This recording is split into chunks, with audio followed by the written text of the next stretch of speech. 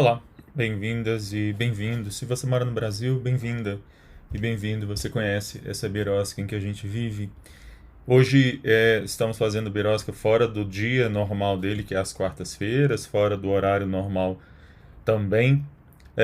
Mas eu quis deixar para fazê-lo nessa sexta-feira por causa da decisão que o STF tinha nessa a pauta dessa semana, uma decisão de plenário, que era o julgamento do recurso extraordinário número 635659, um caso com repercussão geral e um caso que trata de um tema extremamente polêmico, extremamente importante, que é a questão da criminalização do porte de pequenas quantidades de droga.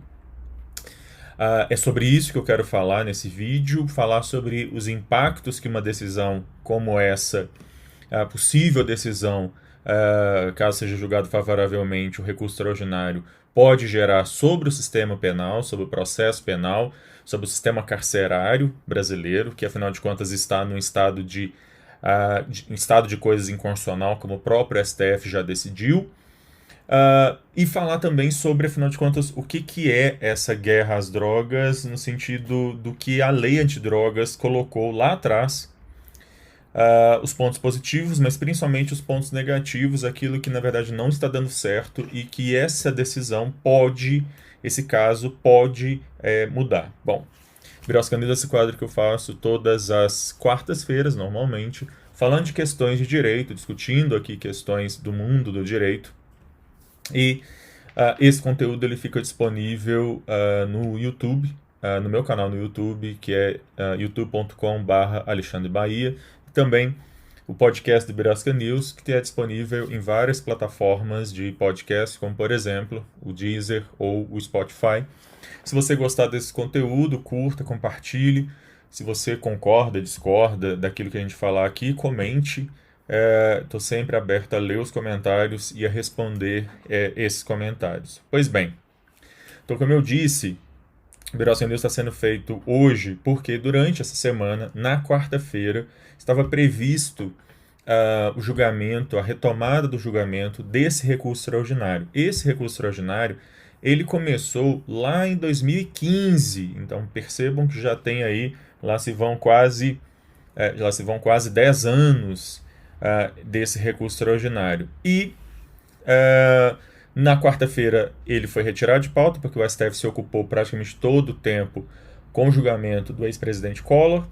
Na quinta-feira havia expectativa de que então ele fosse colocado novamente, eram os 2 dias de julgamento de plenário, mas ele acabou sendo retirado de pauta. Não é a primeira vez que ele é retirado de pauta, na verdade, essa foi a terceira vez em que o STF retirou esse caso de pauta. Ainda assim, eu quero falar sobre esse caso, de alguma forma fomentar aí o debate, quem sabe de alguma forma ajudar aí na formação de uma opinião pública especializada para auxiliar, quem sabe, até os ministros no julgamento que virá. Algum dia o STF vai ter que julgar esse caso. Então, o que é esse caso? É um recurso extraordinário, como eu disse, feito pela Defensoria Pública do Estado de São Paulo em favor de um homem que foi condenado a 2 meses de prestação de serviço à comunidade por ter sido pego em flagrante carregando 3 gramas de maconha. Isso mesmo, 3 gramas de maconha. Eu nem preciso dizer o quanto que é sem sentido o sistema penal brasileiro ficar, sistema processual penal, ficar encarregado, ficar preso a gastar tempo e dinheiro público processando esse tipo de situação. Nesse caso, felizmente, esse homem foi enquadrado, quer dizer, dos males é menor, né? Ele foi enquadrado no artigo 28 da Lei Antidrogas. A Lei Antidrogas brasileira atual é a Lei 11.343 de 2006. Felizmente, ele foi enquadrado nesse artigo e não no artigo 33, que fala sobre tráfico. Qual que é a grande questão? Lá em 2006, quando essa lei foi aprovada, ela teve a grande vantagem de descriminalizar o uso. Essa é uma questão. Então ela diferencia o uso e tráfico, e o usuário teoricamente, então, ele não é criminalizado. No entanto, ela criminalizou o porte, ainda que seja um porte de pequena quantidade, para consumo pessoal. Isso é crime, mas não está sujeito à pena privativa de liberdade, está sujeito a outras formas de pena, que são, nos termos do artigo 28, advertência, prestação de serviço à comunidade, como foi o caso do paciente aqui desse habeas corpus, ou medida educativa de comparecimento a programa ou curso educativo. Então ela foi aprovada dessa forma e, por outro lado, há a figura do tráfico. O tráfico continua sendo crime. E como que se diferencia, então, uma pessoa que está com uma pequena quantidade de drogas para saber se ela é ou não traficante ou apenas um usuário? Percebam, o uso da droga não é crime, mas portar a droga, sim, ainda que sujeito a essas penas alternativas à prisão propriamente dito. E aí vale ressaltar que, ainda que essa pessoa, portanto, não vai presa, mas ela perde, por exemplo, o réu primário, ela já não é mais réu primário. Enfim, o parágrafo 2º do artigo 28 vai estabelecer critérios que, somados, o juiz deve levar em consideração para determinar se aquela pessoa que foi pega com uma certa quantidade de droga, se ela é mero usuário ou se é traficante. A grande questão é que, de lá para cá, de 2006 para cá, o que a gente vai ter é um número absurdo de pessoas que são processadas por tráfico, ainda que elas estivessem apenas com uma pequena quantidade. A soma de critérios que o parágrafo 2º coloca nunca ou quase nunca é observado por boa parte dos nossos juízes, que levam em conta apenas o fato objetivo da pessoa estar com a droga, não levam em consideração, por exemplo, o que diz aqui nesse parágrafo, que é um combo de coisas, que fala da natureza e da quantidade da substância, local, condições em que se desenvolveu a ação, circunstâncias sociais e pessoais daquela pessoa, bem como conduta e antecedentes daquela pessoa. Ou seja, para que uma determinada situação seja classificada como tráfico, não basta a pessoa estar com a droga, porque ela pode estar com a droga e ser apenas usuário. No entanto, como eu estou dizendo, uma boa parte dos casos, as pessoas são colocadas na figura de pequeno tráfico. Então esse artigo 28 acaba sendo esvaziado, porque na verdade acaba tudo indo para o tráfico. De qualquer forma, a Defensoria Pública entende que esse artigo 28 ele é inconstitucional, porque, nos termos da Defensoria Pública, essa seria uma medida tentatória à autonomia, à liberdade e à privacidade do indivíduo. Já que o uso não é crime, o porte para uso também não deveria ser crime, porque violaria princípios fundamentais tão importantes, né, como a liberdade, a autonomia e a privacidade do indivíduo. Então, todos aqueles que se entendem aí como democratas ou liberais, obviamente devem defender esse tipo de situação, imagino eu. Lá em 2015, quando começou esse julgamento, o ministro Gilmar Mendes, que é o relator da ação, ele entendeu que esse artigo ele é inconstitucional por essas razões que eu apresentei, e que ele não fez diferença para nenhuma droga. Qualquer tipo de droga, em pequena quantidade, em que a pessoa seja classificada como usuário, ela não poderia ser criminalizada, não poderia haver nenhuma forma de crime, ainda que aplicadas essas penas alternativas. Na época, também votaram o ministro Fachin e o ministro Barroso. Tanto Fachin quanto Barroso concordaram com o ministro Gilmar Mendes no sentido da inconstitucionalidade, só que eles restringiram isso apenas para a maconha, já que o caso concreto se refere especificamente à maconha.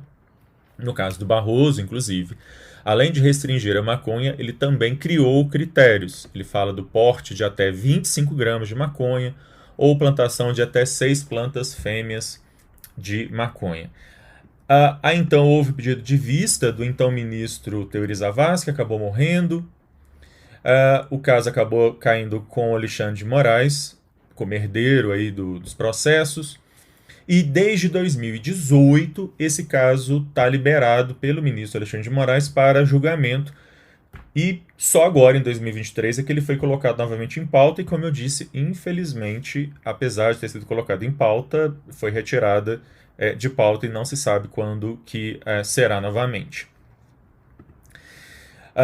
Tem algumas críticas que são feitas a essa legislação, algumas delas eu já fiz, essa dificuldade que os juízes brasileiros têm, e Ministério Público e polícias, em diferenciar o usuário, porte do usuário do porte do traficante, acaba todo mundo virando traficante. Né?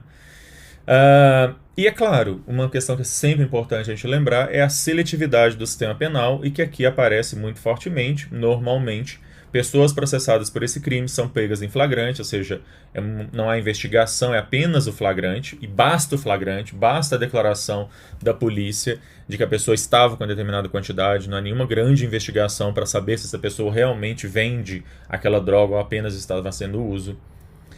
E é claro, além da seletividade com relação ao ser flagrante, normalmente o cliente típico aí desse sistema penal é formado por pessoas jovens, homens jovens, pobres, negros e normalmente réus primários.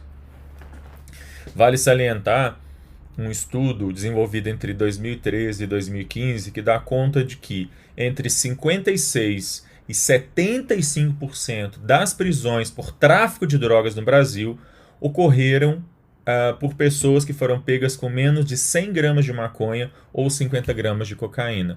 Ou seja, como eu disse, se você imaginar então que pode chegar a 75% dos traficantes no Brasil, uma boa parte desses traficantes, na verdade, não eram traficantes, eram usuários.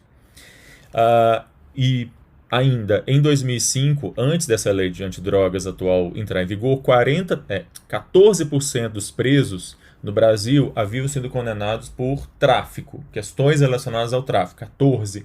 Quando essa lei entra em vigor, o que na verdade então deveria haver uma diminuição, ao contrário.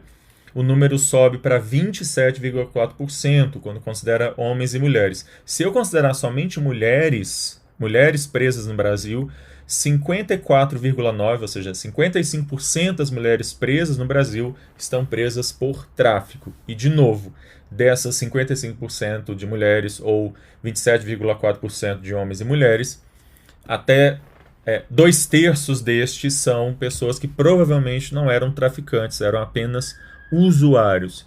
A guerra antidrogas, ela é uma guerra absolutamente perdida. Isso não é privilégio do Brasil. Os Estados Unidos, que gastam bilhões, trilhões de dólares sobre isso, também não conseguem resolver. Eu já falei sobre isso em outros episódios do Birosca News. Vou tentar linkar aqui os vídeos em que eu já falei sobre isso.